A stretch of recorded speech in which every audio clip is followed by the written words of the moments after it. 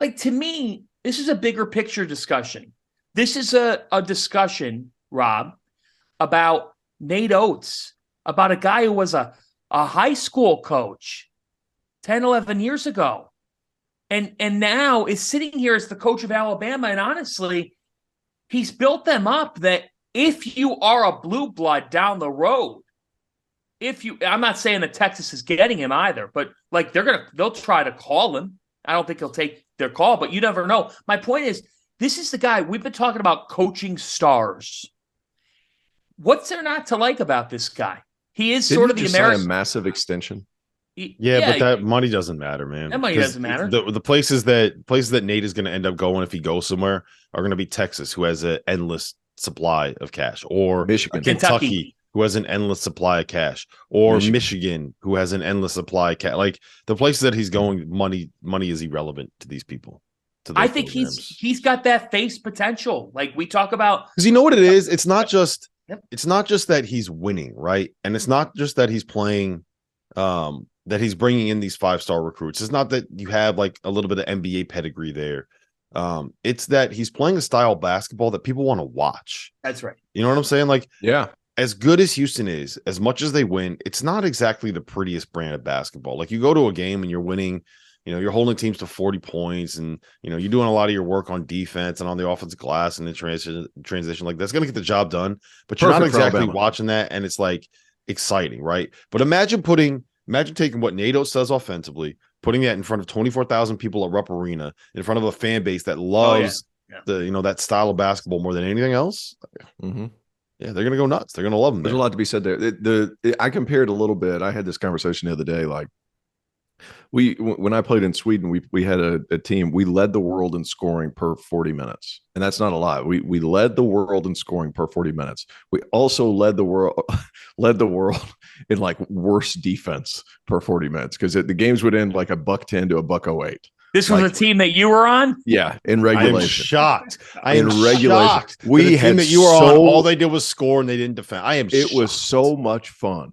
But the thing was we were in a town that didn't know basketball. So what you do is you make the game aesthetically pleasing. It's fast. It's fun. There's a lot of threes. There's a lot going.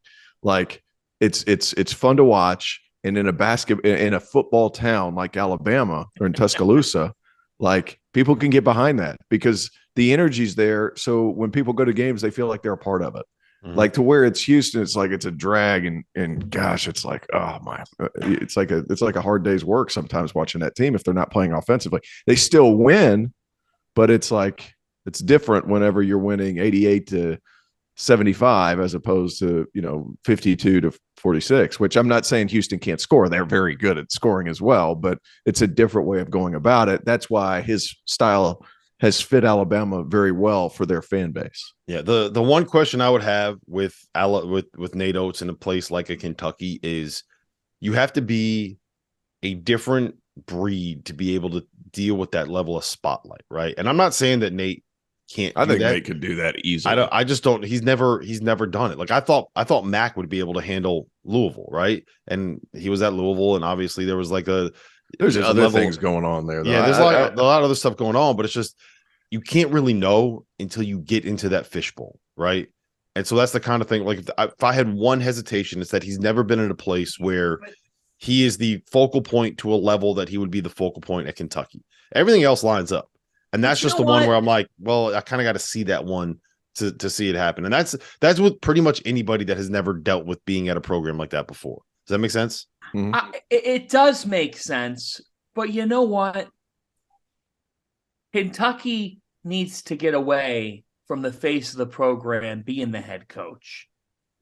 At the end of the day, Kentucky's about bringing in the best of the best talent and letting them. But that's never going to happen in college. In college, the face of the program is always going to, because that's where you get the consistency and the longevity. That's a good point.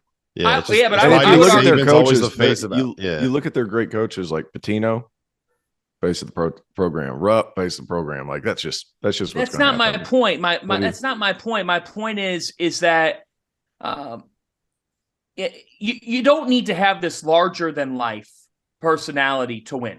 Mm-hmm. At the end of the day, it's about wins. It's about winning basketball games. And if you get somebody as superb as Brandon Miller, when people think of Alabama this year, they don't think of Nate Oats. I mean, they're not first. They think of Brandon Miller. That's what they're thinking about. If people are saying, "Oh yeah, they got that one and done kid," that's at least my school of thought. When Mick Cronin took the job at UCLA, UCLA is not Kentucky or Duke or Kansas in 2023. It's just not. But when Mick Cronin took the job at UCLA, everybody said, "Can he handle LA life? Is he Los Angeles? Is he Westwood? Like, does he actually?" He don't give a damn. His teams just play hard. You know what's funny? He's none of those things, and it still worked. Like all of those concerns That's were valid. my point. He found a way to get it done.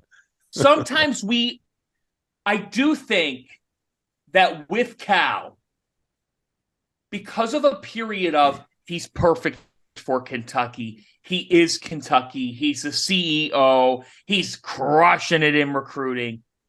Kentucky recruits itself. And it will continue to recruit itself. If Nate Oats is leading Kentucky, if he could recruit to Alabama, he could recruit to Kentucky. Whoever Kentucky's going to hire is probably good enough to get kids, or else they wouldn't be hired by the Kentucky Wildcats. Whoever gets it next. My point is, I do think with John Calipari that we've fallen into this whole thing of, and not we, but like, I think they look at it as, number one recruiting class again next year. So can you really do anything about that? Can you really?